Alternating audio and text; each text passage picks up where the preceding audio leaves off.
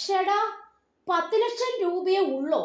എന്നാലൊന്ന് നോക്കിയേക്കാമെന്ന് പറഞ്ഞ് നമ്പറിലേക്ക് വിളിക്കുന്നു. സംസാരിച്ചു വരുമ്പോഴാണ് യാഥാർത്ഥ്യം അറിയുന്നത്.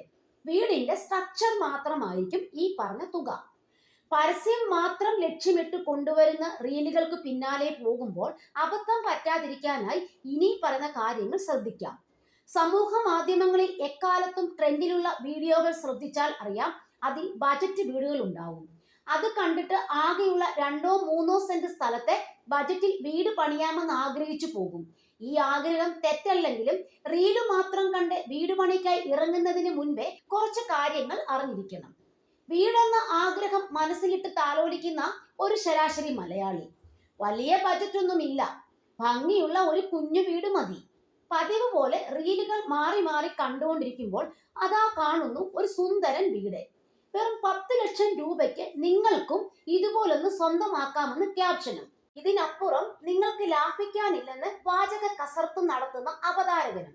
ഷെടാ, 10 ലക്ഷം രൂപയേ ഉള്ളോ? എന്നാലൊന്ന് നോക്കിയേക്കാമെന്ന് പറഞ്ഞ് ഡിസ്ക്രിപ്ഷനിൽ കൊടുത്തിരിക്കുന്ന നമ്പറിലേക്ക് വിളിക്കുന്നു. വിളിച്ച് സംസാരിച്ചു വരുമ്പോഴാണ് യാഥാർത്ഥ്യം അറിയുന്നത്. വീടിന്റെ സ്ട്രക്ചർ മാത്രമായിരിക്കും ഈ പറഞ്ഞ തുക. അല്ലെങ്കിൽ ബദൽ സാമഗ്രികളോ പുതിയ ടെക്നോളജി കൊണ്ടുള്ള പരീക്ഷണ വീടുകളോ ആയിരിക്കും. അതുമല്ലെങ്കിൽ വീടിന്റെ വലിപ്പം വീഡിയോയിൽ കണ്ടതിലും വളരെ ചെറുതായിരിക്കും. പരസ്യം മാത്രം ലക്ഷ്യമിട്ട് കൊണ്ടുവരുന്ന റീലുകൾക്ക് പിന്നാലെ പോകുമ്പോൾ അബദ്ധം പറ്റാതിരിക്കാൻ നമ്മൾ വളരെയധികം ശ്രദ്ധിക്കണം.